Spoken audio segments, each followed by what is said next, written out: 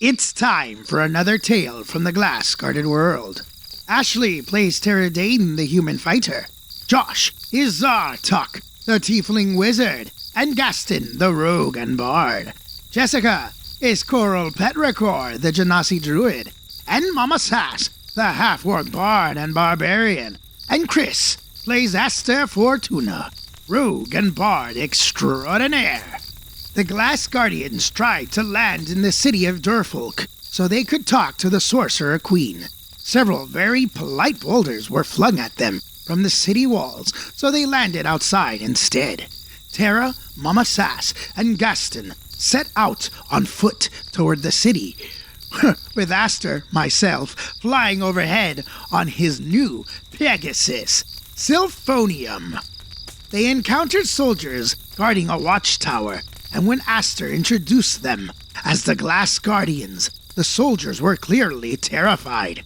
After some additional discussion, the soldiers called for a large force to escort the heroes to the city. Now they're traveling toward the city, surrounded by very polite soldiers, hoping they can gain an audience with the Sorcerer Queen.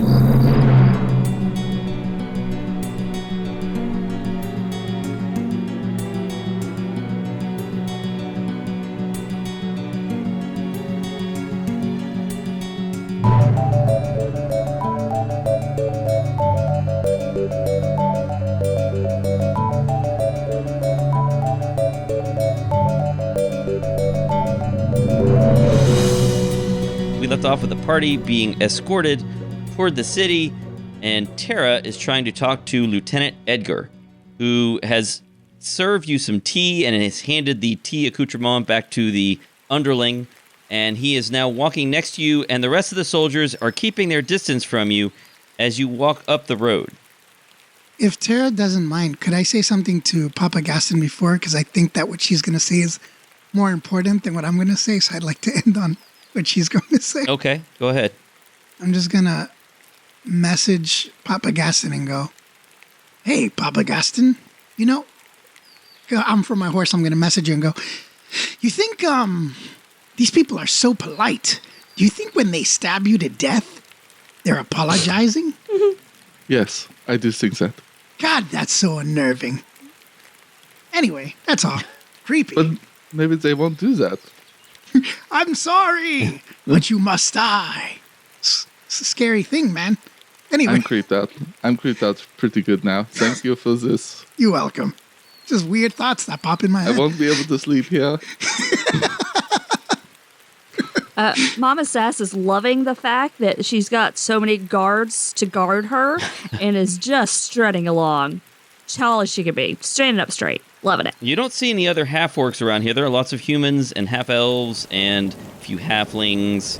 Oh, are they looking at the tiefling, the half-orc, and the drow weirdly? No weirder than they have already. I mean, you can't... They're already giving you a wide berth, and they already look really nervous. You can't see any special nervousness related to the species of the person that they're looking at. Okay, cool. You do actually see there are a couple tieflings in their midst. Okay. Yeah. It's a pretty diverse group. Good to know. But yes, they are definitely keeping a distance from Mama Sass. Only Lieutenant Edgar is walking near you. And so, Tara, what did you want to talk to him about? Lieutenant Edgar, I can't help but notice that your people are rather wary of us. And I was just wondering, is it... Oh, it's not is it too because rude, of everything is it? Have we offended you? I just wondered if it was because of everything happening in Kent and Gimmigan as a whole, or if you guys had heard anything particular about us. He stumbles over his words. Well, the world is... many things are changing very quickly right now, and it is a little scary. There are things happening all over Gimmigan and around the world, and it has everyone on edge. We don't exactly know what's going on and why. Everything was sort of staying nice and calm and unchanged and stable, and then suddenly everything is shaken up. It has everyone nervous. So I suppose everyone is... yes, everyone's... It's not just you, but it is you, but it's not your fault. I'm not blaming you. I'm not... No, we're not angry at you, of course. But it's just that there's a lot going on. and we're all on edge. I can't disagree with you there. There is a lot going on. It's been interesting. Yes, of course. Well said. It has been interesting. So, lovely weather we're having as it continues to rain on you. Doesn't always rain here. It's I'm sure it'll be nice later. Does it rain a lot where you come from? Oh, only the normal amount. What's Lebestra like? Oh, she's wonderful. She's wise and patient, and she has a solid, well, mostly solid council of advisors around her who give her good advice, and she's been in charge a long time, and we're still here. So that's good. The city is still in good shape. As you can see, it's prosperous, and you can see there are people traveling up and down the road, and they sort of move out of the way when this massive group of soldiers comes moving up the road, and they wait for the group to pass. Why do you think Kent was attacked?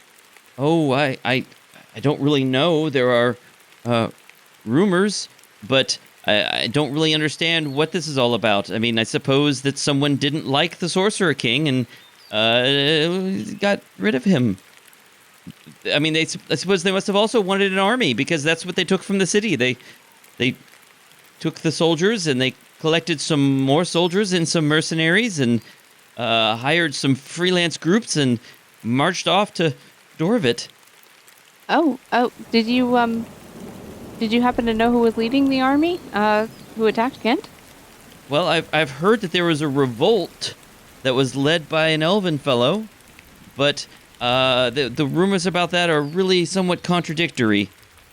I've heard that the elves revolted on their own, and then I've also heard that they were led by someone who came in from outside, and I don't know. And then there are other groups that are not elves within the city that also revolted.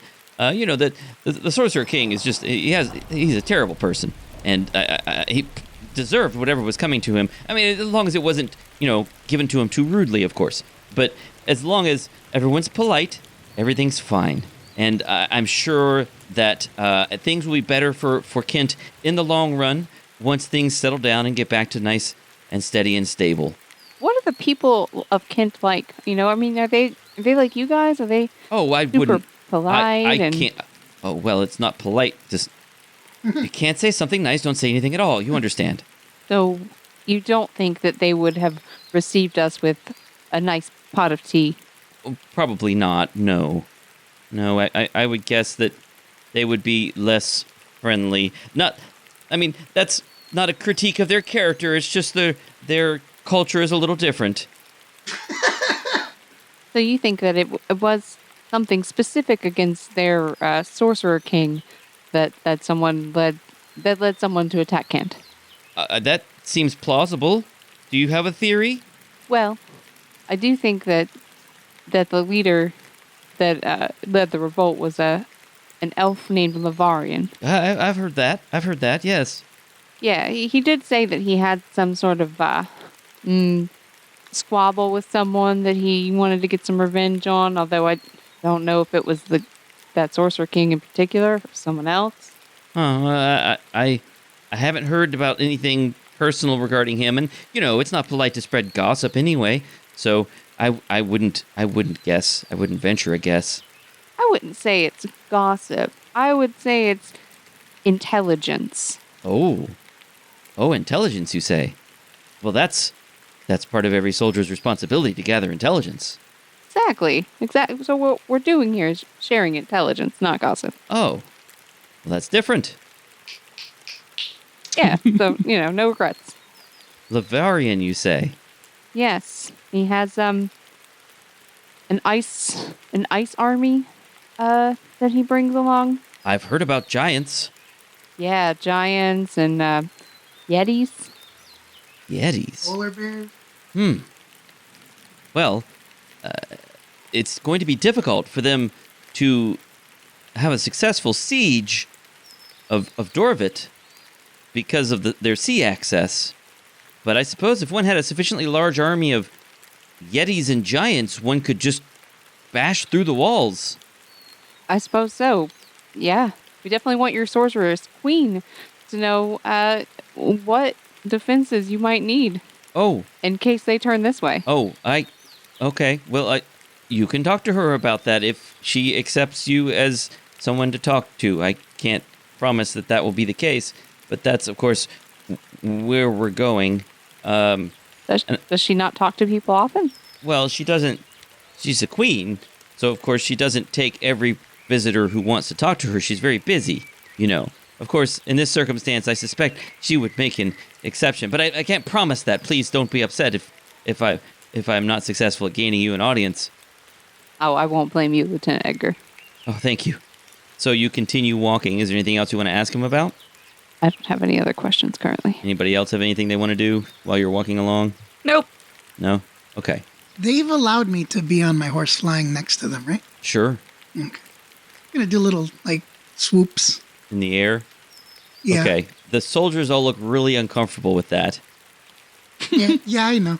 Because they can't stop you from leaving. Yep. But you do that. Never if mind. Lieutenant Edgar looks uncomfortable. Oh, is he not doing it? No, he's doing it. No, I am doing it. I'm doing it intentionally. Yeah. Oh, yeah. Lieutenant, after looking over her shoulder to see Aster, Tara leans into Lieutenant Edgar and just you don't really need to mind him. He just likes to be showy. Oh. All right, then. Well, that's good to know. He's a performer, Not that that's a bad thing. I'm sure. Yes, as a performer, he needs to be showy. That's of course. Yes, that makes sense. Yeah. All right. Well, you continue along the road, and eventually the city begins to rise above the trees. The city is built on a hill, rising up to the citadel in the middle. It's surrounded by walls of gray stone and suburbs of unremarkable buildings spread out beyond the walls. People on foot and on horses, carts, and wagons travel past your army, I guess, in both directions, giving it a wide berth. They nod politely to the soldiers, and they try not to stare at you rudely. So I guess they're going to walk you through the gates of the city. The gates open up for the soldiers, and they walk you up through the main street, up through the city, up toward the citadel. And they walk you up to the citadel gates, and the citadel gates open for you and for these soldiers. Some of them have to peel off because the area inside the citadel is smaller than the area outside. But nonetheless, you're surrounded by quite a few soldiers still. The palace stands in the middle of the citadel walls, a sturdy-looking building with a few attempts to make it look fancy. You realize from the ground that, unlike your view from the air, that it looks like some architectural bits have been sort of slapped onto it to make it look fancy, but what it really is a fortress, and not so much a palace. It does have a glass sphere on top of one of the towers, but the globe is currently either filled with an unnatural darkness or curtains or something that prevents you from seeing inside. The two massive bronze doors to the palace/fortress are closed, and there are 4 guards standing outside in shining plate armor, shifting nervously on their feet. And Edgar walks up with you toward the entrance, and he looks around nervously and says, what do we do about his flying horse? I don't want to seem rude, but you really can't bring a horse into the palace. Do you have a stable? Of course. But I didn't want to rudely impose that your flying horse, your magnificent flying horse, stay in a stable if you're not comfortable with that. Can I hear this? It depends. Do you want to be close enough to hear this, or are you still sort of hovering around? I'm hovering around, but if they need me to come down, they can wave me Right, down. of course. Tara will beckon to Aster. Ooh, I like that beckon. I swoop down right next to them. Right Aster? Yes. I'm afraid Syl can't come inside the palace. Would you like to utilize their stables for her, or is there somewhere else that she could go? Absolutely not. Out of curiosity, would I be able to ride my horse into the palace? You think the doors are tall enough that you could fit through, but you also know that one doesn't ride a horse indoors usually. Yes, unless you're Lannister. Aster, we've come as their guests. And so, because they don't want a horse in their palace, we're going to either stable her or she can, I don't know, sit on a roof. I don't know, whatever she does. But wouldn't the Sorcerer Queen want to see such a majestic creature and lay her eyes on something that's so rare, I'm assuming? If she does, she could come out and see it.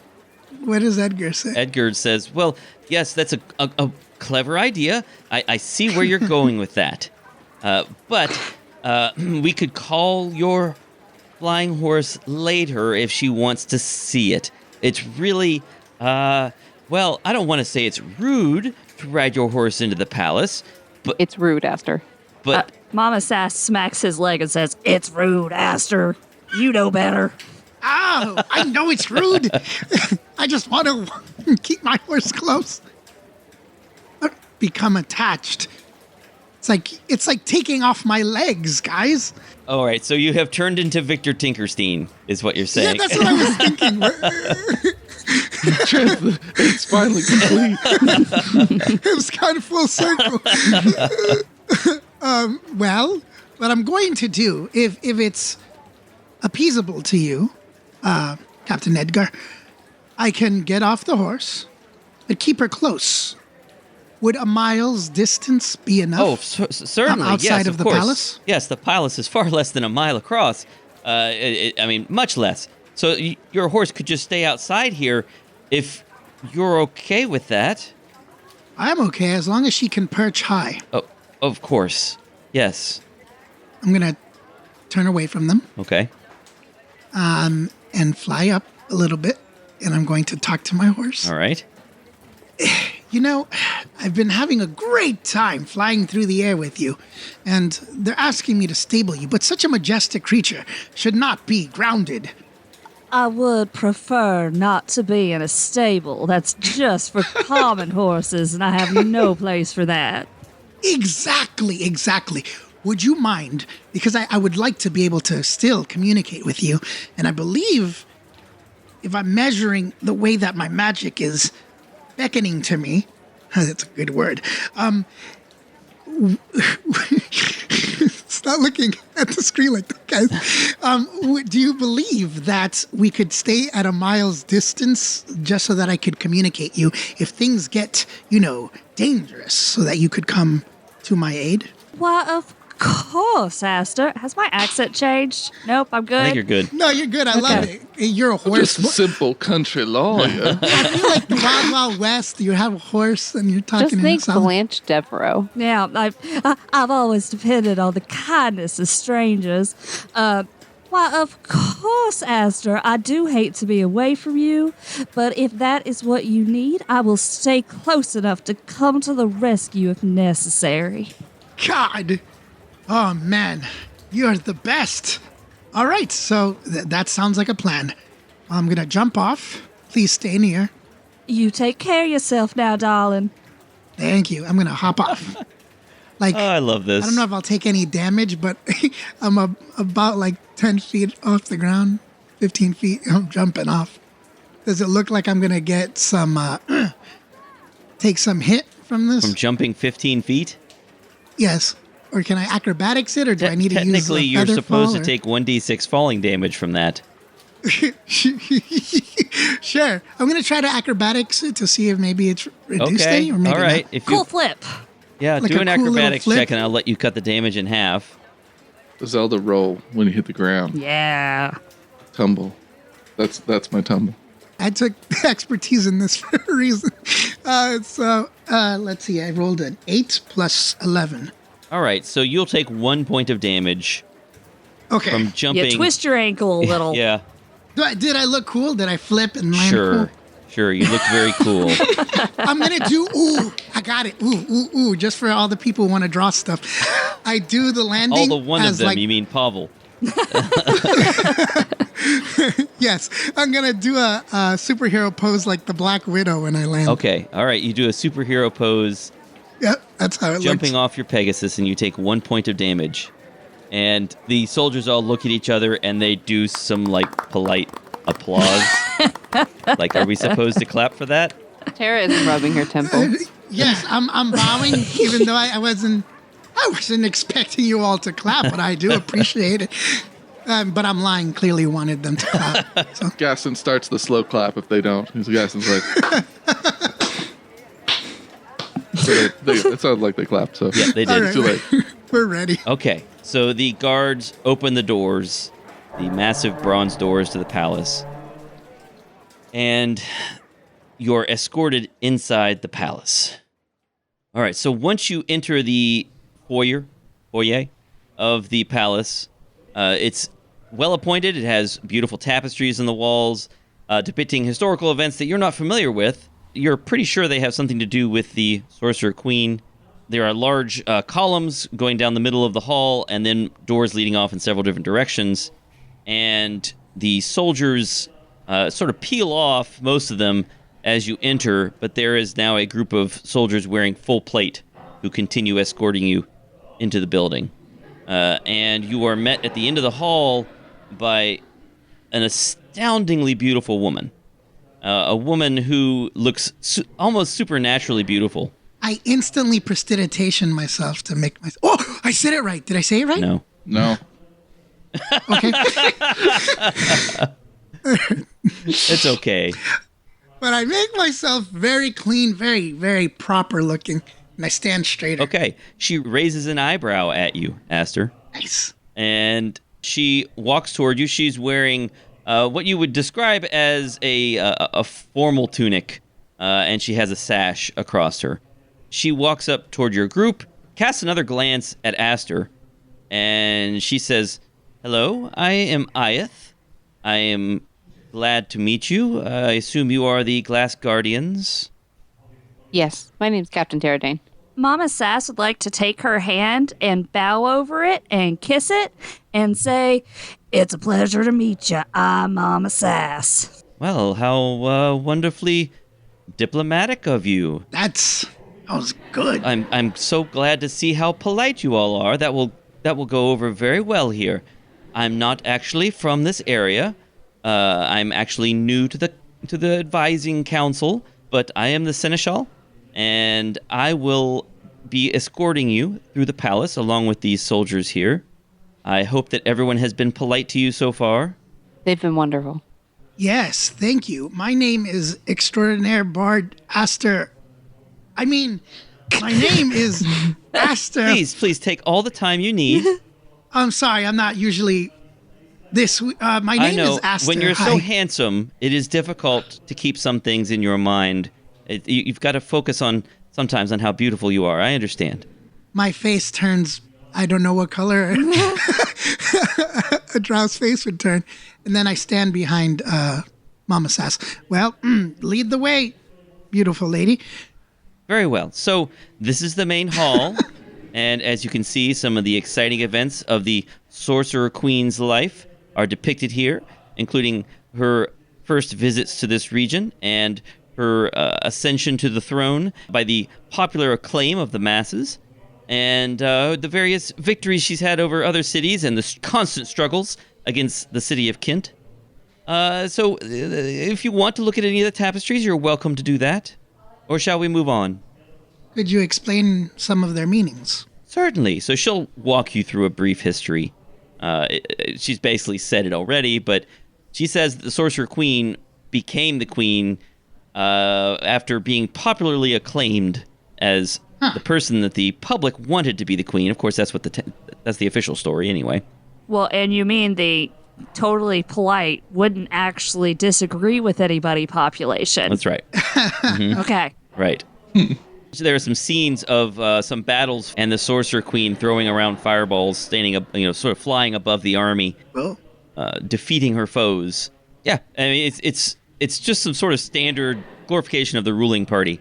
What does she look like in the tapestries? She is wearing red, long, flowing robes, and she has long, red, flowing hair. huh. And she looks like she's probably a human or half elf. Will we be speaking with the Sorcerer Queen today? I think it is likely, although she has several other items of business to conduct. She has some court cases to hear, and there are some intelligence reports that she must receive. I can't tell you everything that she's doing, of course, because that is confidential. And of course, you wouldn't pry. I know that you're polite people. You wouldn't ask, but I'm letting you know anyway. Oh, yes. We apologize for dropping in so suddenly, but we had really no way to announce ourselves other than arriving. I understand, of course. Your apology is accepted and appreciated.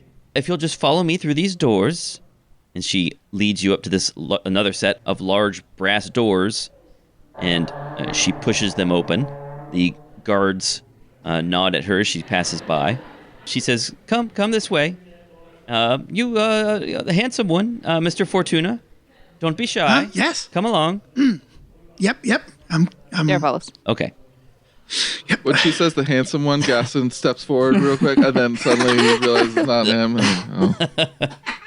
And she escorts you down another long hallway. She asks if you need any refreshment. Is there anything I can get you to eat or drink? The kitchens are just over there. tea. You'd like some tea? Yes, I could get it myself. There's no need to make. Oh, no, of course not. Just a moment, please. And she claps her hands, and a servant comes up, and she says, would you please get some, would you all like some tea? Or anything else to eat? We could have just had some. Hold on, I have a list just prepared for such an occasion. I am so glad you came, Papa. Gaston gets out a list of acceptable entrees and appetizers Is there cheese in there? that he suspects fits the climate of the area. Mama Sass is going to push him out of the way and say, I would be honored to eat whatever your favorite thing is. Oh, well, Interesting. Who are you and what have you done with Mama Sass? Quiet, Gaston. The guards look somewhat taken aback at this interaction between Mama Sass and Papa Gaston. And she says, well, I'll just look over the list and see what we can do. How's that? Perfect. All right. She says, oh, I see there's a cheese theme going on here. I will let you sample some of our local cheeses. How's that? So good. If you have goat cheese, that's very But nice. of course, sir. Yeah, I slipped into Borat for a second there. They're nice. Very nice. And Mr. Fortuna, is there anything special you'd like to ask for? Do you have any special requests? No, what is something that you are a fan of? Well, you should try our local honey cakes if you haven't had them before. Yes, I would love to try one. Wonderful, wonderful. She claps her hands again. The servant comes over and she points out several things on the list and mumbles something, and the servant runs off. If you'll just wait here a moment, I'm going to go check and see how things are going in the main hall. Just wait here, please.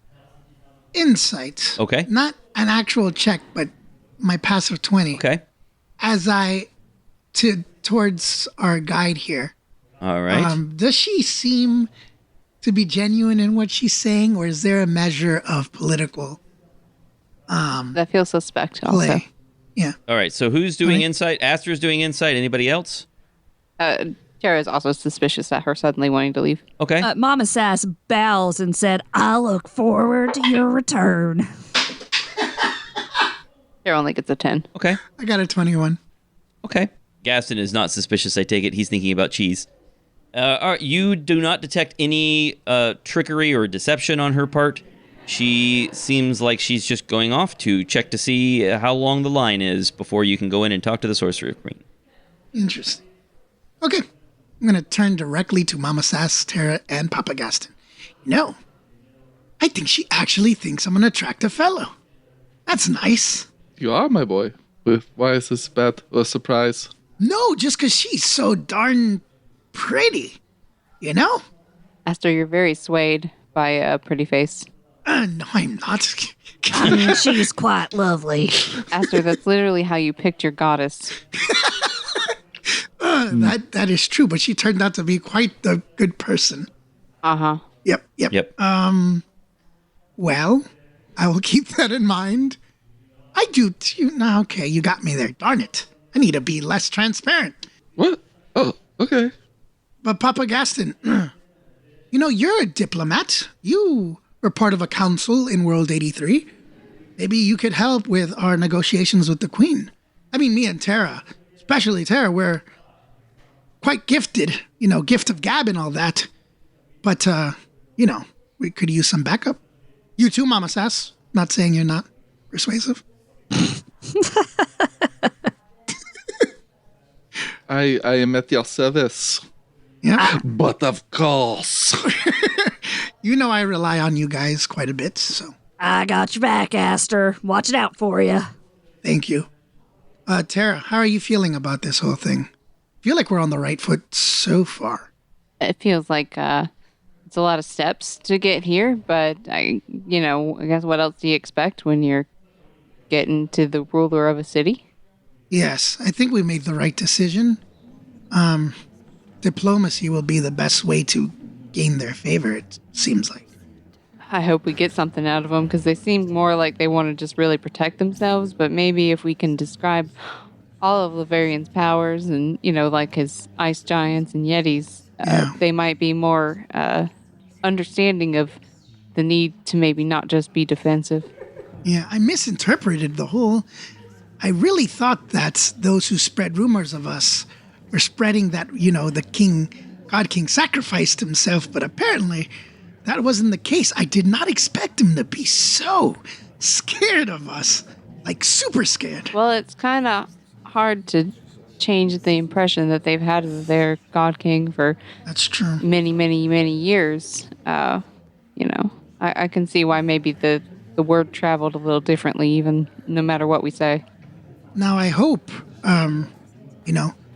maybe that is something we should lead with. Because it seems like they're afraid that we pose a threat to their queen, so maybe that's how we should open, that there is no animosity or intention of threat from our part. Should be how we should open. They don't seem to talk like their sorceress queen is a oppressive type, which is kind of what was believed in Fifeness. So, they just don't know who we are or what our intentions are.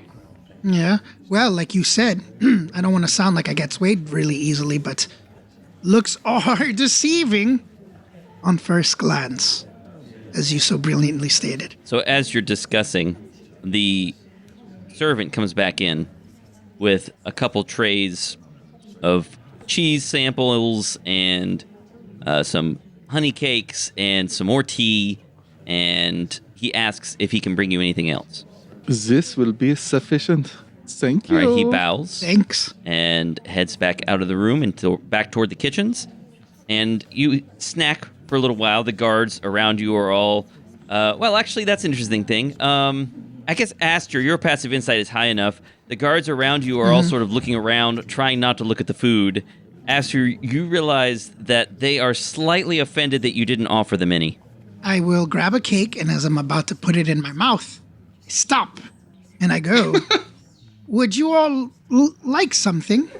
We have plenty of food here. One of the guards steps up and says, well, if you're offering it, I would certainly accept. I've been on my feet all day. It would certainly be kind of you to offer something. Yes, of course, that would be a polite thing to do. Yes, what kind of heroes would we be if we don't share in the bounty? Well, exactly. See, they're not so bad. There we go. I'll take a bite of my honey cake. He'll eat a honey cake. He lifts up his visor and crams a honey cake into his mouth. When he lifts it up, what is he? He human? Half-elf? He is... Elf? he is a tiefling? human. Okay. How does the honey cake taste? It is literally just a little biscuit with some honey drizzled on top of it and baked. So it's good. It's nothing that special, but it's fine. Okay. Good to know. Drink my tea. The doors open a little bit. Ayeth sneaks back through them, or slips back through them, and she walks back over to Aster, and she says, well, sir, I think that your moment to talk to the Queen will be coming up soon. And is there anything you want to ask me before you go in to see her? What would be the decorum when talking to her? Is there a particular way we should greet her? Well, of course, you would address her as Your Highness. That would be the polite thing to do. Thank you. And you may notice, you might not, you may notice that she is maybe not quite as observant of the standard niceties of some of the people around you.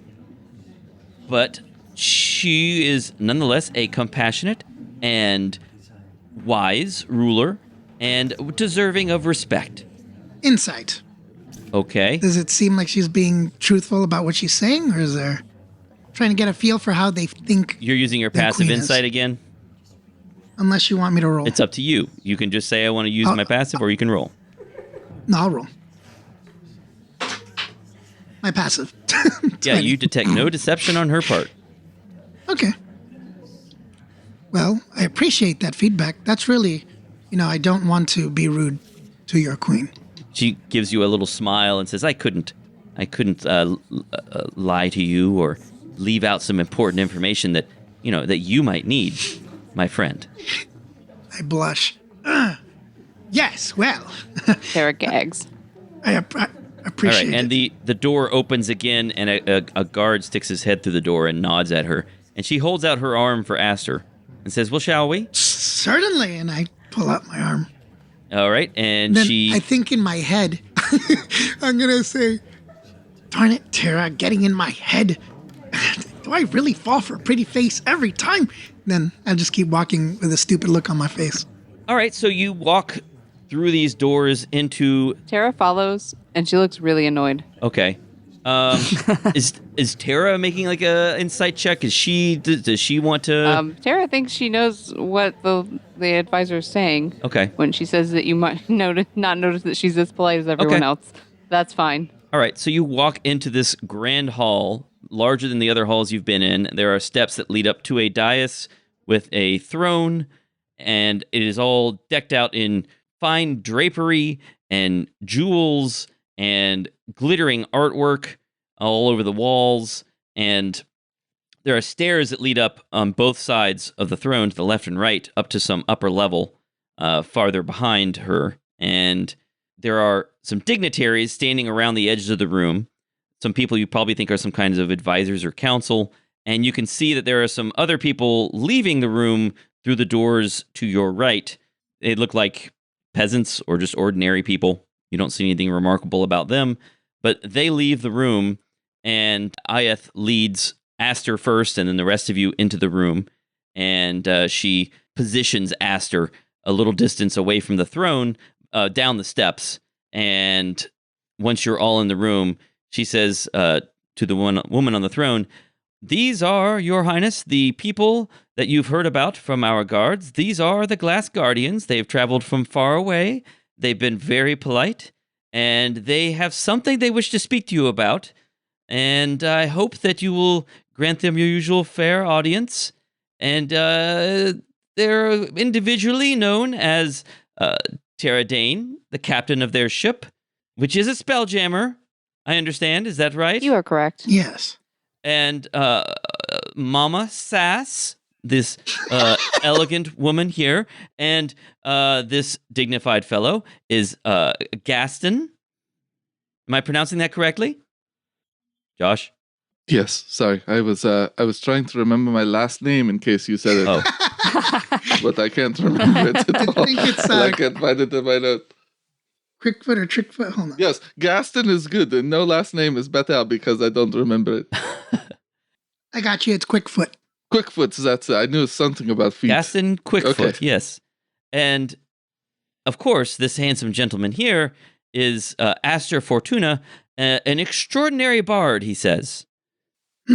Thank you. I whispered to her.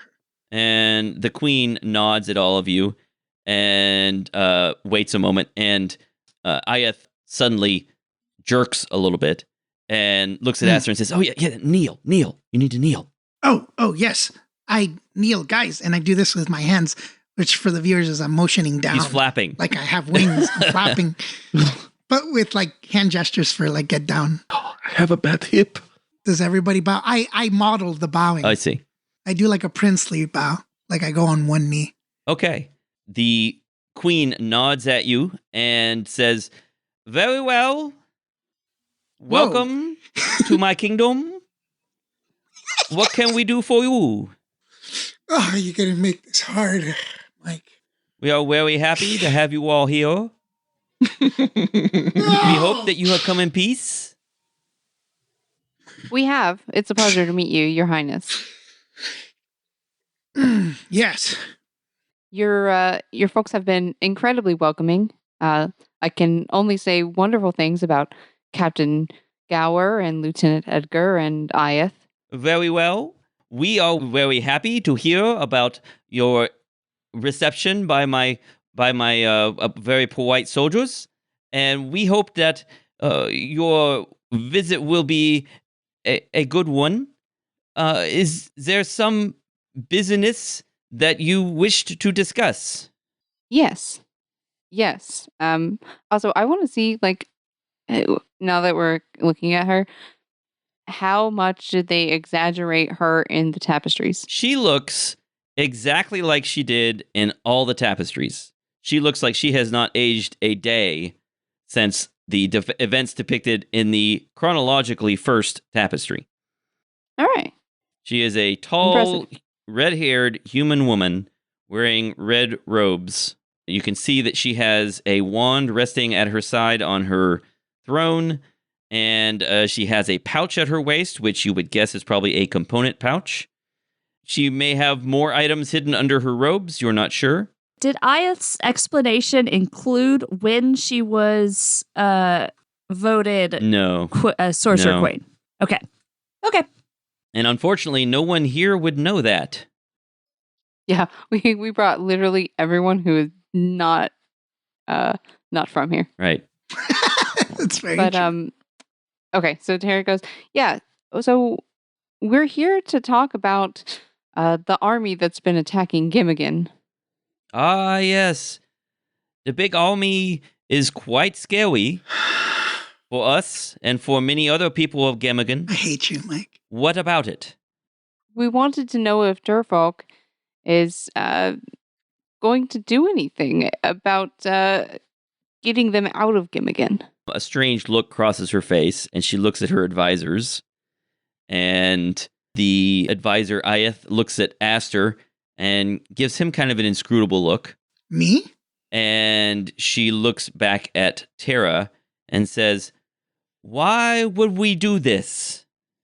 Because the Glass Guardians want to help, and we want to find someone who we also believe would have some reason to get this army out of Gimmigan, because we do believe that they pose a threat to Durfolk and to every other city here and all the people.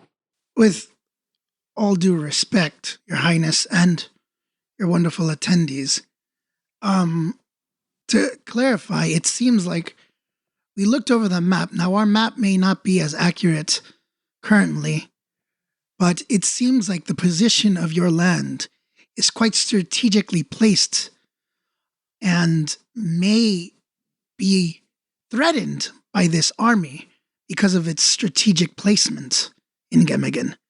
And we thought that maybe we could help bolster the protection here and maybe recruit those who would be willing to help us put an end to the travesties occurring further away from your shores. An interesting proposal, Jesus. perhaps, but it is still not clear to us what we would get out of this. For example, it seems likely that if these armies fight each other, the armies of Kent and Dorvit and whatever other cities get involved, they will all make each other weaker, and that will make us relatively stronger. What about when the armies from Kent and Dorvit and the ice giants and the yetis that have been summoned by the army come here to your walls and siege your city? Would you be stronger then? By the time they get here, they should be weaker than they are now from all the fighting they have been doing. Do you have any intelligence that shows that that's happening? That they're getting any weaker?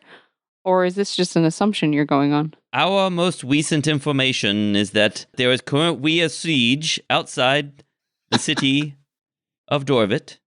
Sieges, I understand that that's a place that builds a lot of ships. that is true. Wouldn't that put them at an advantage in attacking your city? That is true, although we have our own ships. Now, I understand that you've stated, I'm sorry, Captain Tara. Just I want clarification. Is it possible, because you pose the question of these attacks weakening their armies, but we've had first-hand experience, Lavarian, in terms of this creature is very crafty.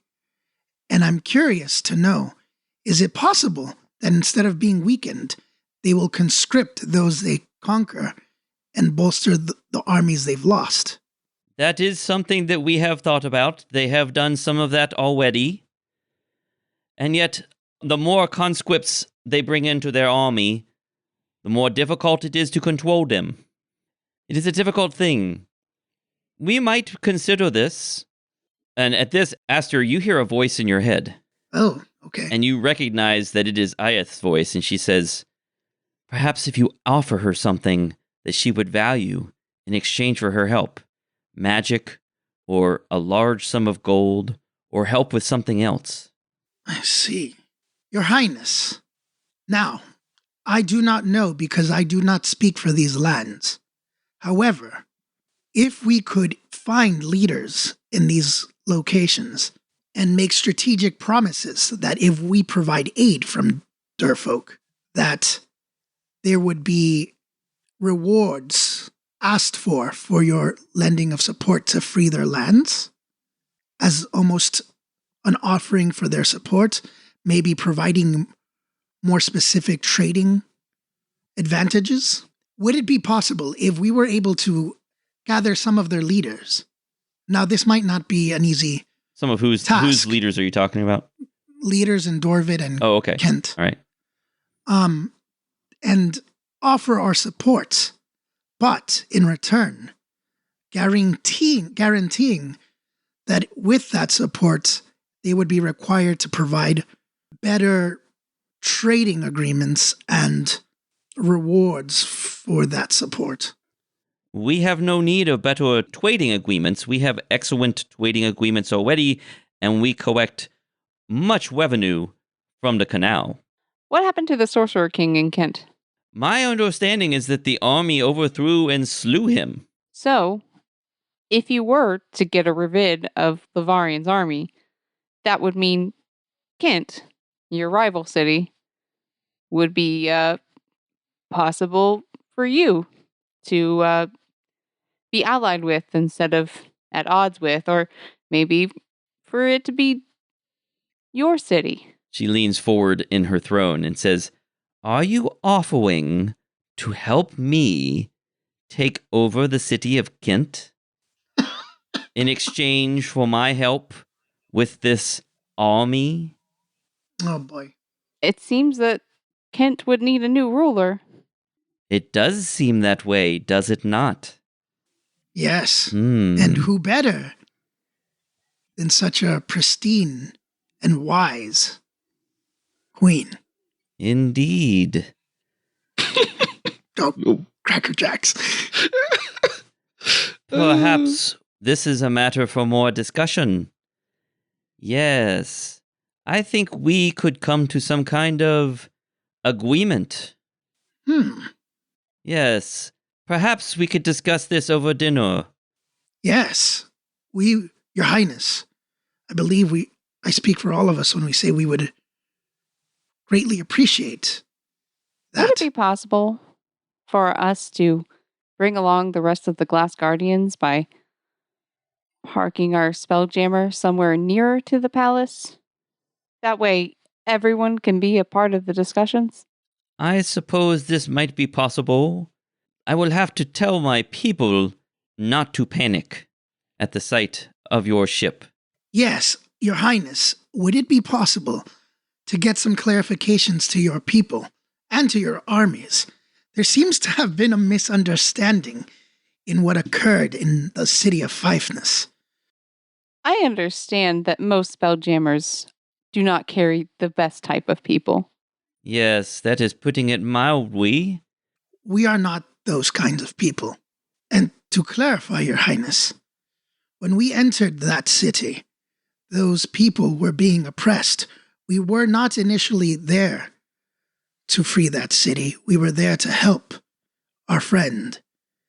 And when we saw the horrors that were occurring there. We felt obligated as heroes to free them from what was occurring. However, we did not want to impose on the God King. When we discovered him, he was not the man we were led to believe. He was being controlled and manipulated by his sorcerers. They were the ones imposing those horrid conditions. By his priests. And to be quite frank, the last act of this God King was a noble one. He sacrificed himself to give that city a chance. We were just the shepherds of that movement. Aster, make a persuasion check. Okay. And if anyone's helping him, let me know. I'll help him, but I don't know how. Sure. Tell me what you're doing to help him. Nodding emphatically.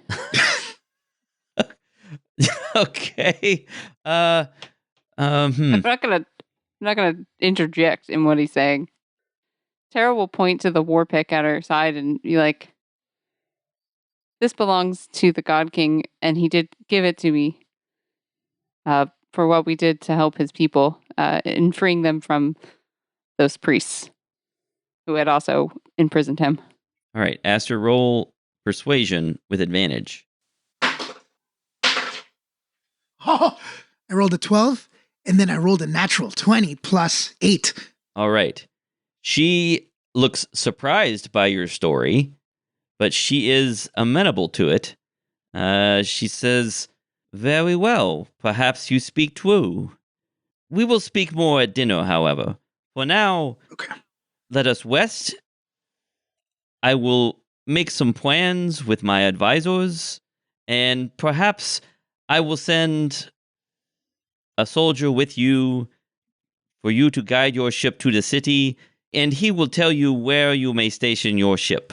That would be wonderful. All right, so she will allow you to leave the throne room unless there's anything else you want to talk to her about. No, thank you, Your Highness, for giving us this chance. The advisor, Ayath, she says, "Excuse me, would you mind, could I borrow your handsome friend here while you move your ship?" Gaston steps forward. "Oh, I'm so sorry. The other handsome fellow." I love you, Gaston.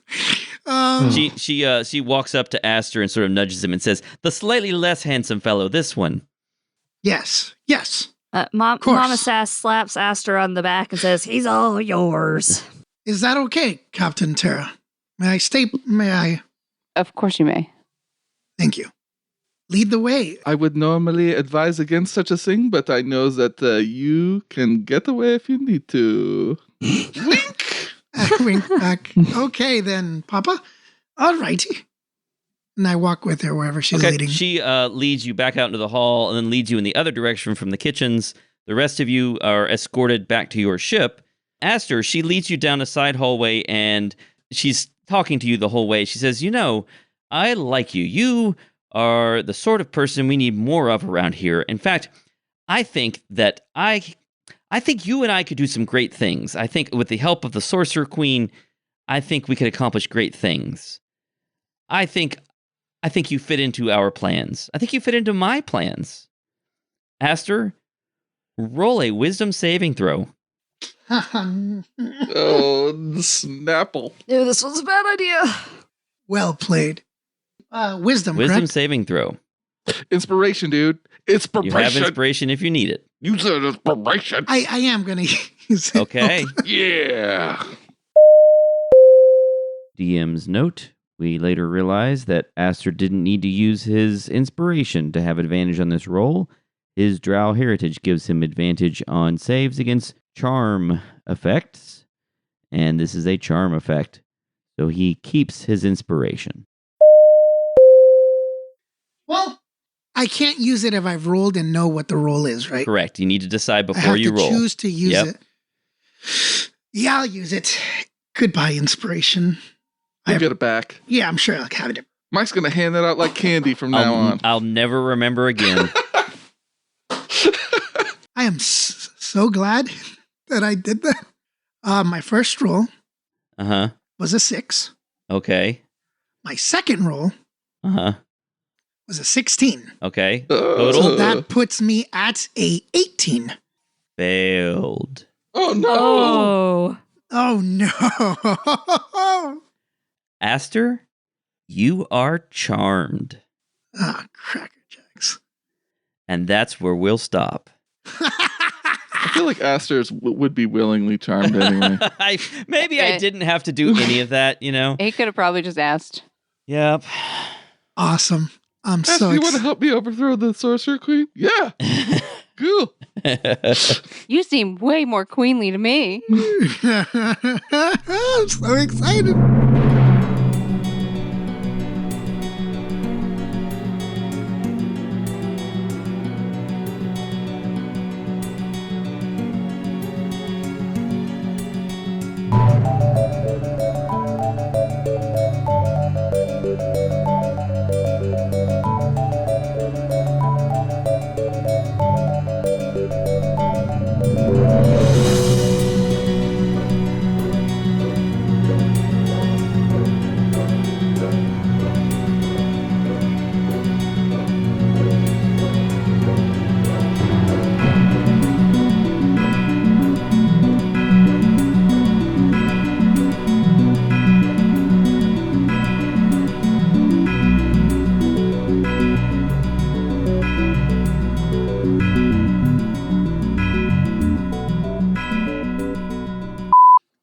Wild. I'm wearing a Zartok shirt, everybody. See? Woohoo! That's awesome. Woo! Oh, I need to buy one of those. I thought about it because I think I'm seeing a Pokemon shirt that someone else is wearing. Oh yeah. Available now on the House of Bob shop. I need a. I feel like it's too weird to wear my own character, so I feel like I just need like the TFTGGW brand one. Okay. I had to get this one because who else was going to buy it? A lot of people. I sent several shirts to Ignacio Corva, as you know, and he said he gave his girlfriend the Terra shirt. Oh yeah. Aw, Yeah, that's because it's cute. awesome. I like that Epilema is a tank top. Yeah, I wish Is there that was my a favorite? men's available. It's only women's available. I don't know what the difference between a men's and women's tank top is, but there's only the women's tank top available. They don't print those on men's. Maybe the lowering of the. I don't know. Be my Yeah. weirdest dog walking shirt ever. Yeah, Men's shoulders are out of fashion. I would wear. Yeah, Just yeah. cover that up. I would wear an Epilema tank top to the gym I would like to get a suntan before I before you did wear that. All right, a tank fair top. enough. Oh, we should get an Epilema one that says like "Get Swole," and then it's wearing that as your gym attire. That's awesome. Or an Epilema quote would be better. She never said that. Books are for nerds? Question mark. There you go. That's awesome. It's Wabbit season. I beg your pardon? I didn't say Oh, okay. All right. Oh my god. Yeah, that's a tough Man, save. that was a tough save then. Yeah, that must be a powerful spellcaster. Wow. Wow. Oh, So close by one.